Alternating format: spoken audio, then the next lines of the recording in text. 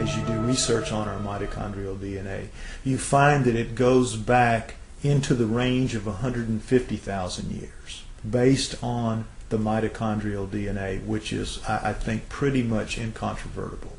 If we're 150 to 200,000 years old, that throws a huge, gigantic wrench into the establishment position that we evolved from creatures that were walking upright approximately 4 million years ago. The early Australopithecines, Lucy, everyone is familiar with her, at around 3.2 to 3.5 million years ago, and they're finding new ones all the time. And all they say is to qualify as human is to be upright walking. If you're an upright walking pre-creature, you're called a pre-human. And even though all of those creatures, right through Neanderthal, from Lucy at 4 million years ago, right through the Homo habilis, Homo erectus, Neanderthal to Cro-Magnon, right up to Cro-Magnon, all of those creatures don't look anything like human beings as we are today. They are as different from us as primates. In fact, they look like primates. They look like upright walking primates. Up through Neanderthal, back to Lucy, and whatever's going to come before her. What could make something change so radically, literally overnight, in anthropological terms, and be anything remotely associated with Darwinism?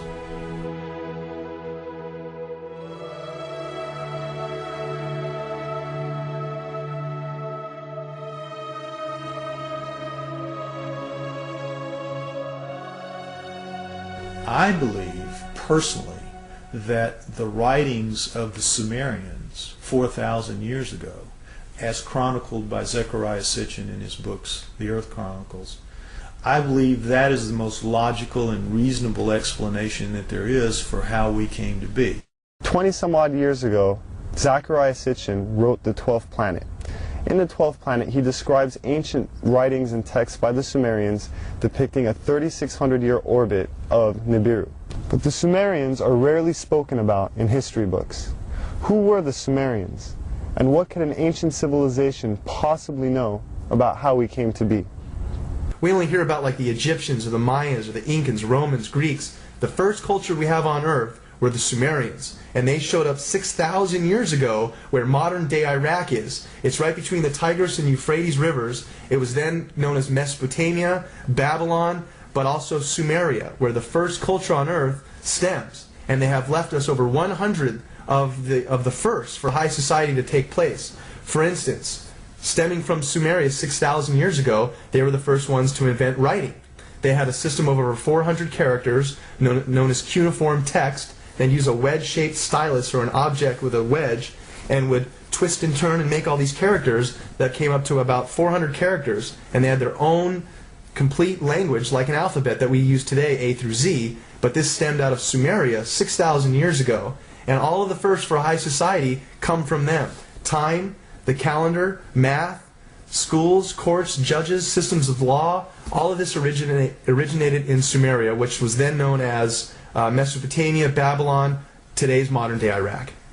The Sumerians are actually probably the most influential culture of the ancient world. Not the Egyptians, not the Greeks, not the Romans, the Sumerians.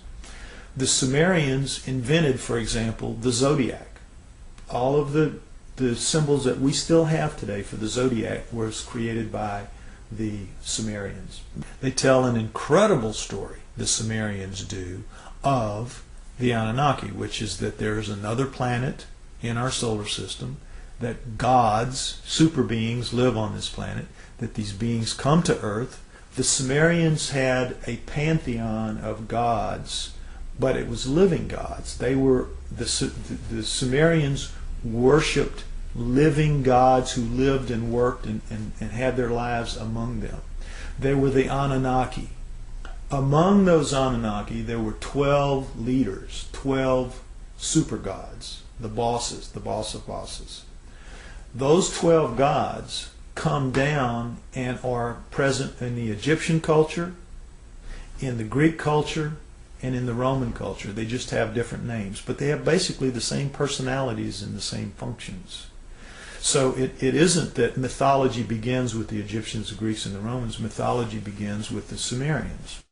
Monotheism didn't kick in until the gods, the multiple gods, actually physically left.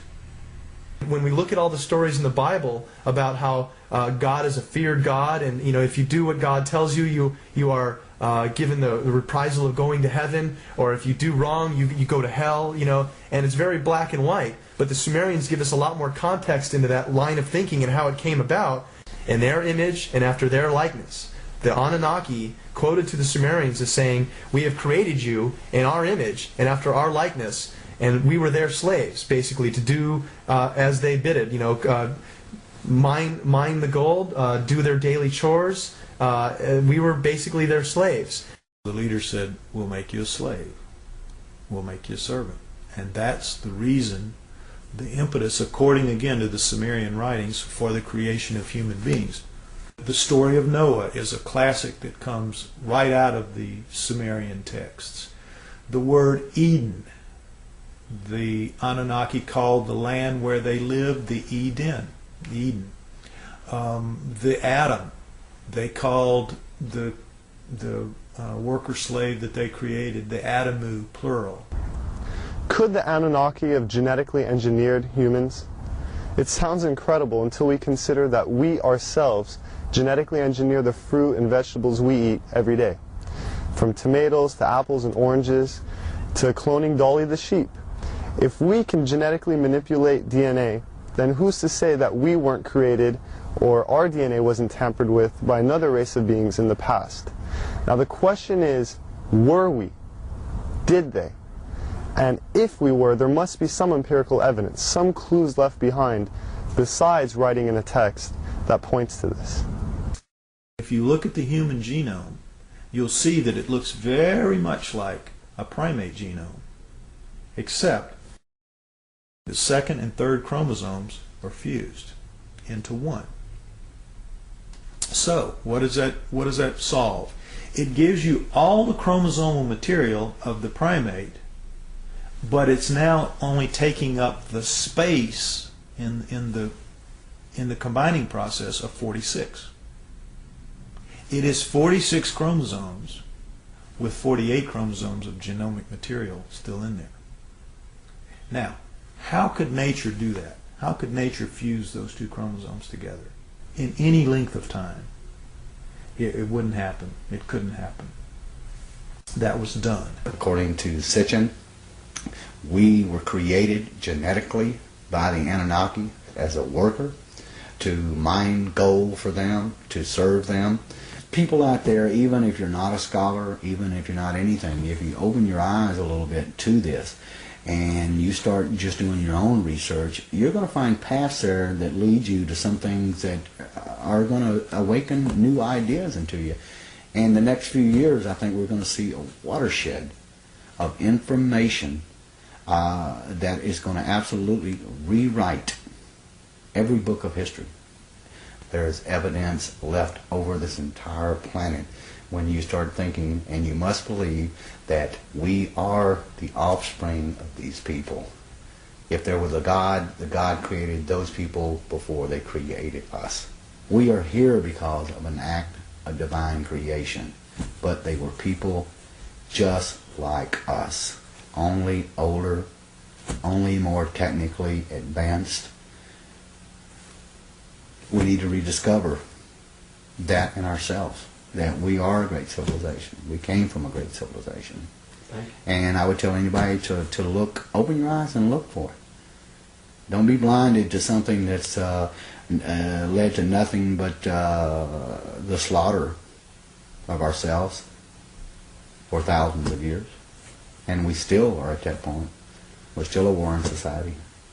When this documentary or others like it are put out there and enough people will see it, at least that will start a beacon somewhere that will start shining a little bit brighter.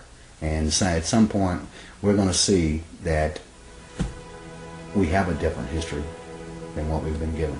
The proof's there. Our true history may be indeed very different than what we've been taught through the ages. Whether this data has been withheld or our identities have just been forgotten, it is our responsibility now to rediscover who we are and where we're going.